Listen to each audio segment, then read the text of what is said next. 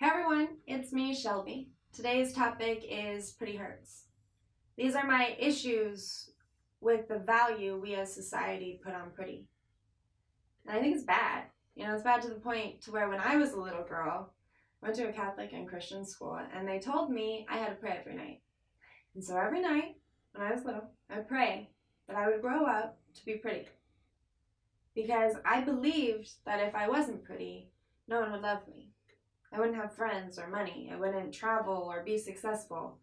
And I think I'm not the only one who has thought this or thinks this. And personally, I have come to learn that pretty isn't everything. That pretty is only skin deep, and I can and should be so much more. That I can aspire to be smart and funny, courageous and brave, witty, loving, kind, amazing, the GOAT. I can be whatever I want to be. And when I focus on all of those other things, I become more beautiful. Because beauty comes from who you are and how you are as a person. It comes from the inside out. And when you are full of love, full of light, it just shines and people see that. I think that's why people say that sometimes people without pretty faces are beautiful. Because it's not about what they look like, it's about who they are. Because pretty isn't everything. Beautiful is everything. But anyways, I'm sure you've also seen those people that are pretty, but you'll hear people say things like they're pretty, but they have a nasty attitude, or they're pretty, but they got an ugly personality. Nobody wants to be around them. Or they're just always focused on what they look like, or what things look like. They're always focused on the camera, not about the experience. They're always comparing themselves to other people, tearing other people down or tearing themselves down. Really insecure, opposite of cute. And I feel bad for these people because it's a sad life to put your value in what you look like. To always think that somebody might be better than you or that nobody's good enough for you. Or sometimes you're not even good enough for you.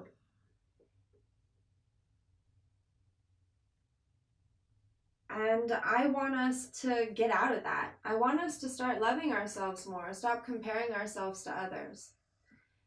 Part of the reason why it took me so long to post this video is because I was in a funk. I was in this little insecure funk. I say don't be this person, and it's easy to not be this person, but believe me, I struggle with it. I was at work the other day, and these good-looking men walked in. Right behind him walked in this beautiful, tall, curvy, voluptuous woman. She had beautiful hair and big lips and warm skin, and she's just stunning. And I saw her and I was like, oh, of course, that's their type. I am not their type, I guess. Obviously not, because I am just this short, little, petite, pasty, flat-haired thing.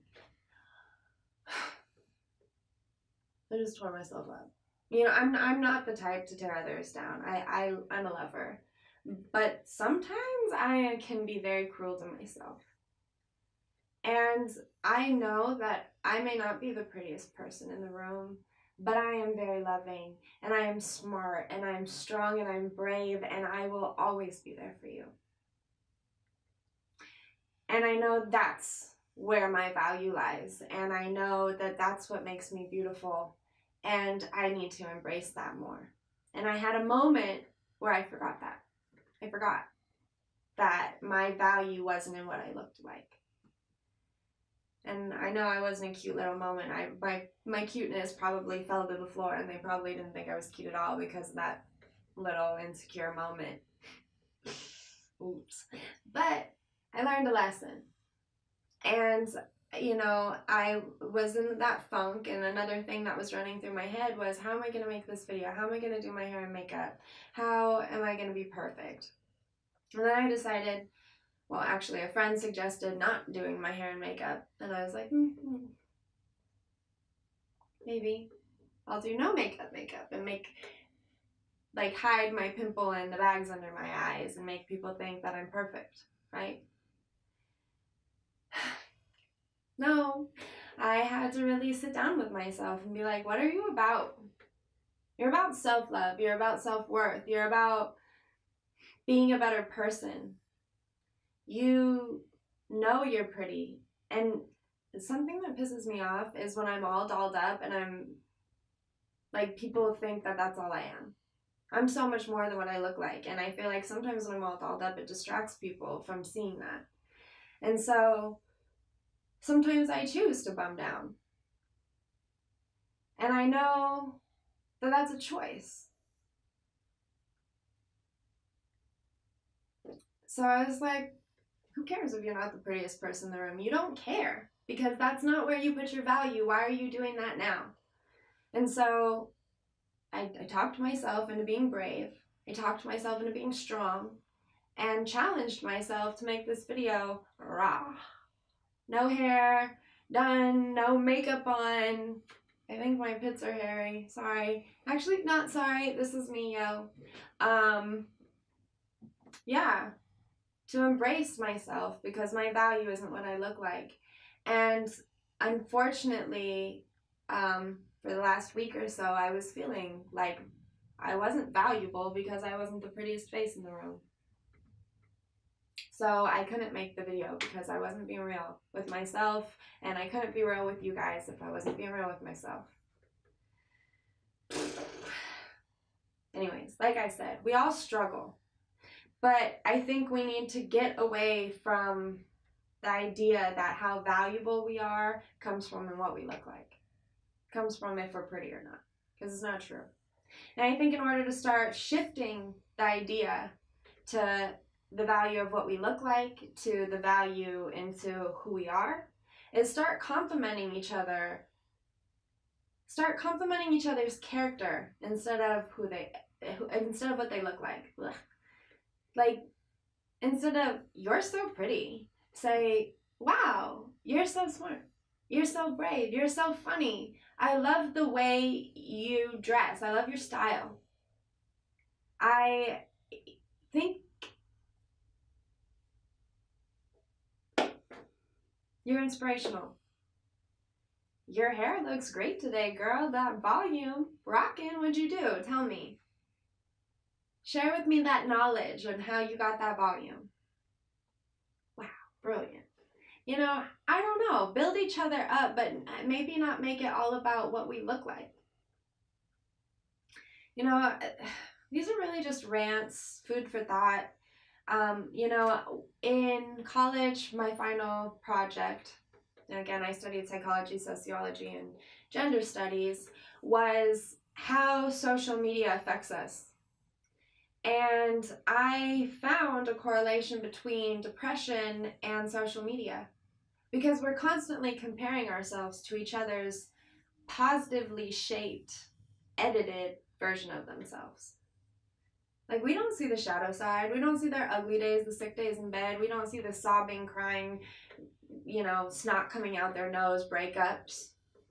We see the good things. We see the great hair days, the romantic dates, the fun trips.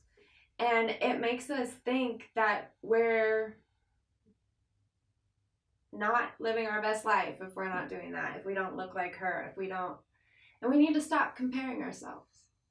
Social media is a great place to put your good side out, to highlight your amazing assets. But just remember that other people are just highlighting their amazing assets. They're celebrating themselves. It's not for you to tear yourself down. You can be pretty like you. You don't have to be pretty like her. Another person's beauty does not take away from your own. And what you look like isn't everything. I promise you that. Also, science research has shown that people think you're more attractive when you smile. So I want to challenge more people to drop this resting bitch face. I know nobody wants wrinkles. Okay, whatever. You're too worried about what you look like. You know, this says I'm a fun person. I'm loving life. I am here and now. I'm happy and I'm warm and fun and you should be around me. This says I want you to think I look good. I care about what I look like. I don't want wrinkles. Tell me I'm pretty.